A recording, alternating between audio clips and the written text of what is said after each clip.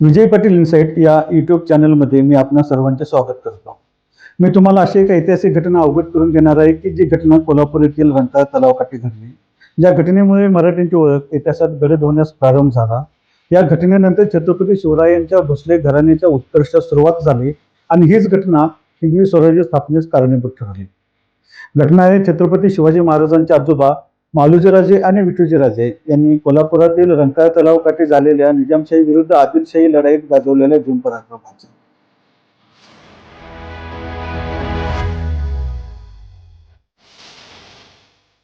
हा रंकाळा एक प्राचीन ऐतिहासिक असं एक धार्मिक स्थळ असून सुद्धा मराठ्यांच्या पराक्रमाचा एक महत्त्वाचा प्रसंग या ठिकाणी घडला, पण तो लोकांना अज्ञात आहे, लोकांना माहीतच नाही आहे. आणि या ठिकाणी भोसले घराण्याचा उदय झाला आणि या भोसले घराण्यात शिवाजी जन्माला आले, जिजाबाई जन्माला आली, शहाजी जन्माला आले, मालोजी जन्माला आली. या सर्वांनी मिळून मोगल साम्राज्य जे संपूर्ण नष्ट केलं आणि हिंदवी स्वराज्याची स्थापना केली. असा हा प्रसंग या ठिकाणी घडला, पण तो उपेक्षित राहिलेला आहे, कोणालाच माहिती नाही.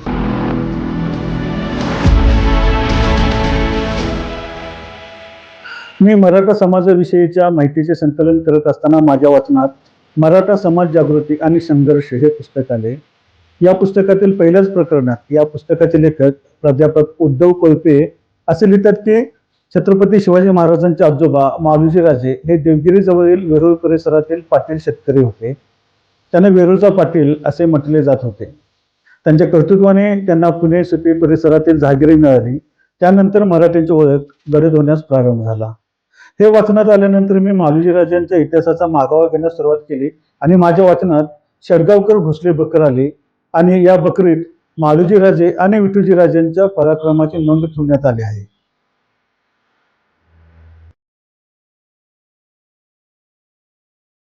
खरं तर ही कथा बकरीतली आहे. बकरीतल्या कथांवर आपण कितपत विश्वास ठेवावा या संदर्भात संशोधकांच्या मध्ये मतमतांतर असतात. पण या कथेला दुसरा कुठलाही प्रत्यंतर पुरावा जरी नसला तरी सुद्धा भोसले घराण्यातील व्यक्तीने ही बकर लिहिली असल्यामुळे याच्यावर आपण काही अंशी तरी विश्वास ठेवू शकतो.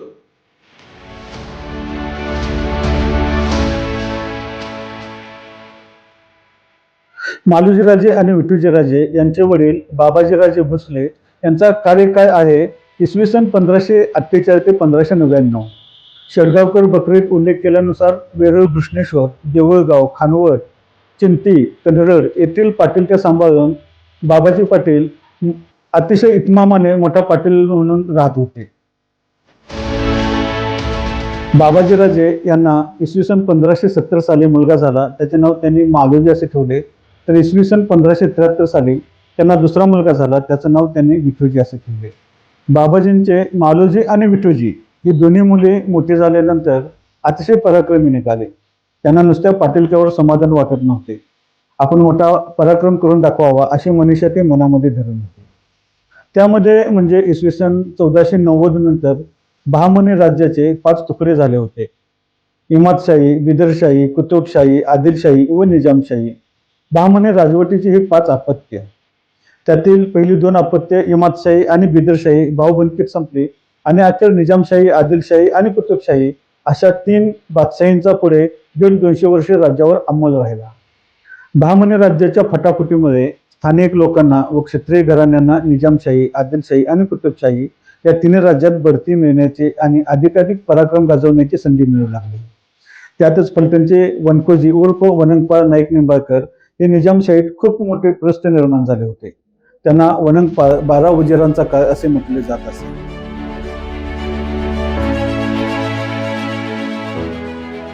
निंबाळकर हे अहमदनगरच्या निजामशाहीचे सरदार, खूप शूर, धाडसी आणि धनवान. यांच्या सेवेमध्ये मालोजी आणि विठोजी भोसले हे कार्यरत होते.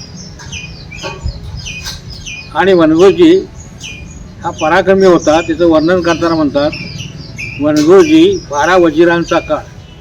या निंबाळकरांच्याकडंच वनंगपाळ निंबाळकरांच्याकडं मालोजी राजे आणि विठोजी राजे हे दोघे बंधू गेले आणि त्यांना सांगितलं की तुम्हाला शिपाईगिरीची आवड आहे, तुम्हाला तिची पोच आहे, माहिती आहे तुम्हाला, आणि आम्हाला तुम्ही तुमच्या सेवेमध्ये सामील करून घ्या. त्यावेळेला वनंगपाळ निंबाळकरांनी या दोघा बंधूंना, भोसले बंधूंना स्वतःच्या सैन्यामध्ये सामील करून घेतलं. अहमदशाहच्या निजामशाहीच्या वतीनं आदिलशाहचं व चाल करून आलेला हा वनगोजी त्याने कराड जिंकले, पन्हाळा घेतला आणि कोल्हापूरला रंकाळ्यावर आल्यावर त्याला वाटलं की रमणीय ठिकाण आहे, त्याला जलक्रीडा करण्याची नेहमी हौस होती आणि म्हणून त्यानं विश्रांती घेण्यासाठी जलक्रीडा करण्यास पडदे बांधून सुरुवात केली.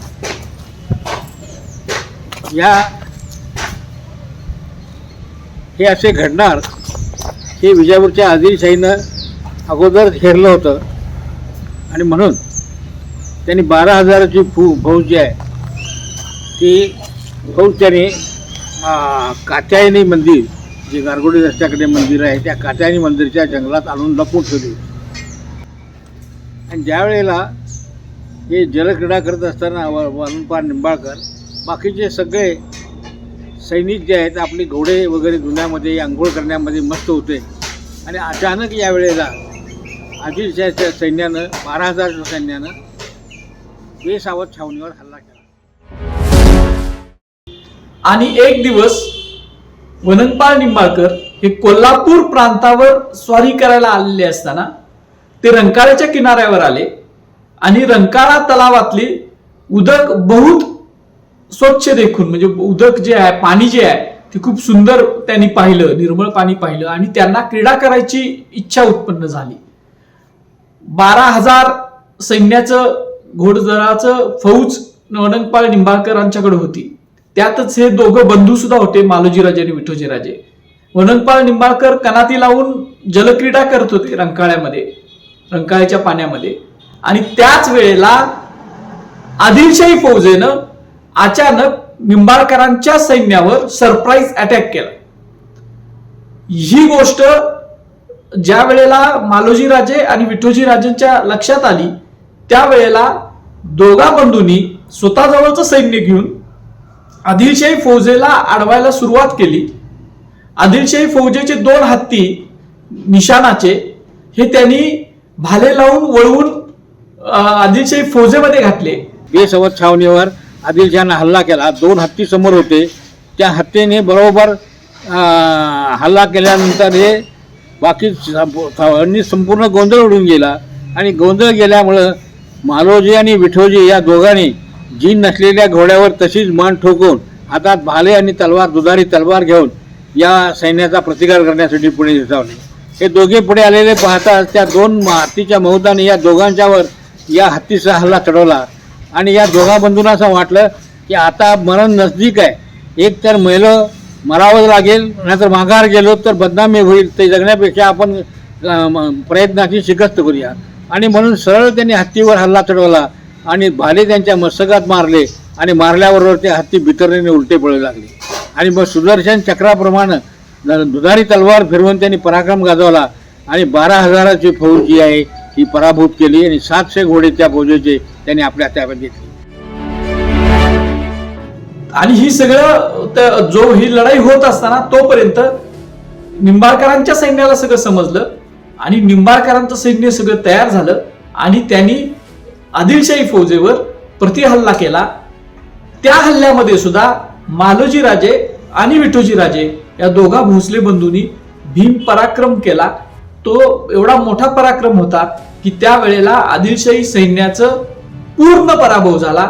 आदिलशाही सैन्यातील काही हत्ती हे पकडून निंबाळकरांच्या फौजेमध्ये आणले गेले आणि इतका तो त्यांनी हातात फिरंग घेऊन, म्हणजे ते बखरकरांना वर्णन केलंय की ज्या वेळेला सरप्राईज अटॅक झाला त्याच वेळेला उपलानी घोड्यावर बसून, म्हणजे घोड्याला खुगीर नव्हतं कारण घोडे सगळे धुवायला वगैरे दिले होते, उन्हात उभा केले होते असं बखरकार म्हणतोय, आणि त्या उपलानी घोड्यावर म्हणजे खुगीर नसणाऱ्या घोड्यावर बसून यांनी आदिलशाही फौजेमध्ये घुसले आणि तांडव त्यांनी माजवलं.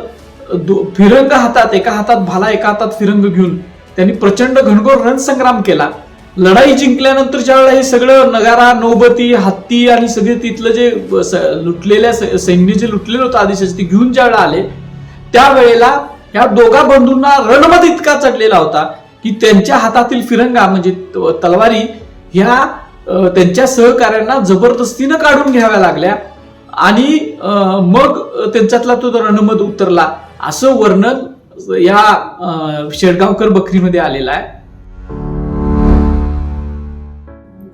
मालोजी राजे आणि विठूजी राजांचा रंकाळा तलावाकाठीचा हा भीमपराक्रम साऱ्या निजामशाहीत गाजला.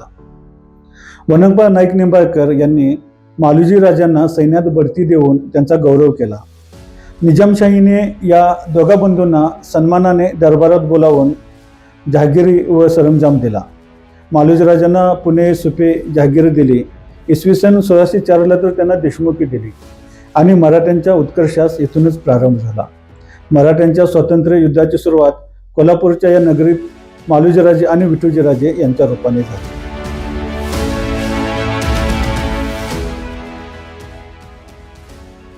रंकाळ्यावरील लढाईत मालोजीराजेंनी केलेल्या पराक्रमामध्ये वनंगपाळ नाईक निंबाळकर हे मोठ्या संकटातून वाचले होते. खुद्द निजामाने मालोजींचा आणि विठूजींचा मोठा सन्मान केल्यामुळे या दोघा बंधूंची कीर्ती सर्वत्र पसरली. या दोघा बंधूंचा दरबारात मोठा सन्मान झाला. त्यामुळे वनंगपाळ नाईक निंबाळकर इतके खुश झाले की त्यांनी आपली बहीण दीपाबाई मालोजीराजांना देऊन भोसले घराण्याशी सोयरीक केली. ही वार्ता निजामशाहीला ज्यावेळेला कळाली त्यावेळेला सन्मानानं त्यांना बोलवलं आणि सन्मानानं बोलावून त्याने पुणे सफाईची जागीर दिली, शिवनेरी किल्ला दिला आणि आपल्या जागी मालोजी राजांना राजा हा किताब दिला आणि आपल्या सेवेत निवडून ठेवलं. अशा प्रकारे निंबाळकर आणि भोसले घराण्याचा संबंध जुळला आणि मग या वनगोजी निंबाळकरांनी आपली बहीण दीपाबाई ही मालोजीला दिली आणि अशा प्रकारे हे नाईक निंबाळकर जे आहेत हे आणि भोसले घराण्यांचा या दोन पराक्रमी घराण्यांचा संगम सुरू झाला. ही परंपरा पुढे कायम तशीच सुरू राहिली आणि शिवाजी महाराजांची सईबाई या ज्या पत्नी आहेत या नाईक निंबाळकरांच्याच आहेत आणि असा हे रंकाळा जे तलाव आहे हा रंगतीर्थ म्हणून एक तीर्थक्षेत्र म्हणून प्रसिद्ध आहे. विविध देशातील पक्षी इथं हंगामात येतात म्हणून हे पक्षीतीर्थ म्हणून प्रसिद्ध आहे. विविध तऱ्हाचे मासे या तलावामध्ये आहेत आणि इतकंच नव्हे तर हे रंगतीर्थ, पक्षीतीर्थ भोसल्यांच्या पराक्रमामुळं या देशाच्या स्वातंत्र्याच्या इतिहासात घडवण्याच्या या प्रारंभामुळं मराठेशाहीच्या उत्कर्षाचं मूळ केंद्र असल्यामुळं ही शौर्य तीर्थ ही मानली जाते. राजांच्या आधिपत्याखाली दोन ठिकाणी दौलती होत्या. त्यापैकी एक होती पुणे आणि त्या सभोवतालचा परिसर आणि दुसरी दौलत मात्र निजामशाहीत बरीचशी अशी विखुरलेली होती. दौलताबादला स्थलांतर करण्यापूर्वीच मालोजीराजे हे तालीवार सरदार म्हणून प्रसिद्धीस आले होते. नवीन जहागीर संपादन केल्यानंतर तर त्यांची तालीवारे आणखीनच वाढली. दौलताबादेजवळ घृष्णेश्वराचे त्यांनी मंदिर बांधले. ते मंदिर आजही चांगल्या स्थितीत आहे. तसेच मालोजीराजेंनी शिंगणापूरला मोठा तलाव बांधला व तेथील क्षेत्राला जमिनी व पैसा मंजूर केला. हे शिखर शिंगणापूर आजही भोसले घराण्याकडे आहे.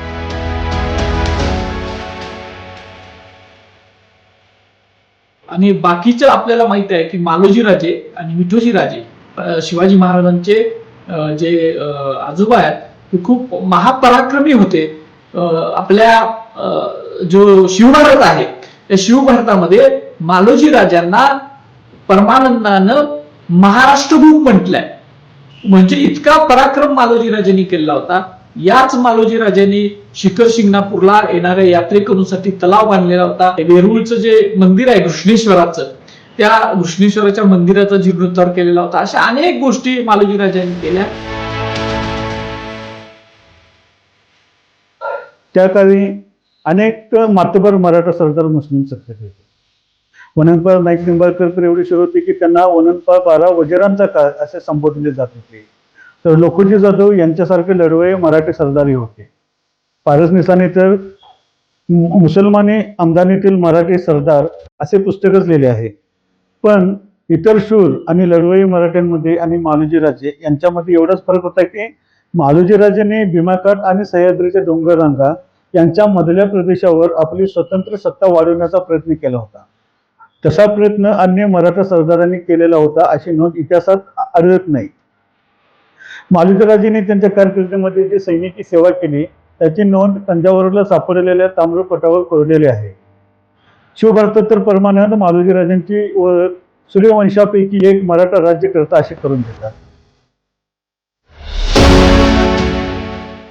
या लढाईनंतर वनंतपाळ नाईक निंबाळकर यांनी आपली बहीण दीपाबाई यांचं लग्न मालोजीराजे यांच्याशी लावून दिले. त्यानंतर मालोजीराजे यांचे पुत्र स्वराज्य संकल्पक शहाजीराजांनी आपला पुत्र शिवराय यांचा विवाह निंबाळकर घराण्यातील सईबाई यांच्याशी लावून दिला. त्यानंतर शिवाजी महाराजांनी आपली कन्या सखुबाई यांचा विवाह महादजी नाईक निंबाळकर यांच्याशी लावून दिला. अशा प्रकारे ही दोन पराक्रमी घराणे रक्ताच्या नात्यात कायम एकत्र राहिली. मालोजीराजे भोसले, शहाजीराजे भोसले अशा भोसले घराण्याच्या दोन पिढ्या स्वतःचे भक्कम अस्तित्व निर्माण करण्यासाठी खच्ची पडल्या. त्यामुळे शिवरायांचे हिंदवी स्वराज्याचे स्वप्न साकार करण्याचा मार्ग सुकर झाला. आणि अशा या महापराक्रमी मालोजी राजांच्या लढाईची किंवा उत्कर्षाची सुरुवात जी आहे ती कोल्हापुरातील रंकाळ्याच्या परिसरामध्ये झालेल्या लढाईमध्ये आहे. त्यामुळं ही एक वेगळी कथा ही जी बकरीमध्ये आली, जी वासिबेंद्रेंनी बकर शिवचरित्र लिहिलं त्याच्यामध्ये सुद्धा आलंय, अनेक लोकांनी मांडलेले आहे.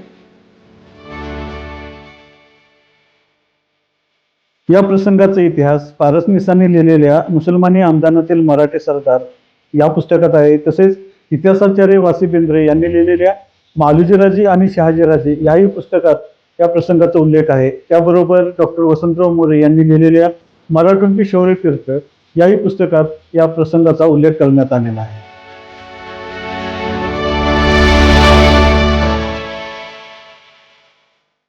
रंकाळा तलावाकाठी निजामशाही विरुद्ध आदिलशाही अशी लढाई झाली, पण या लढाईमध्ये हिंदवी स्वराज्याचा बीज अंकुरला.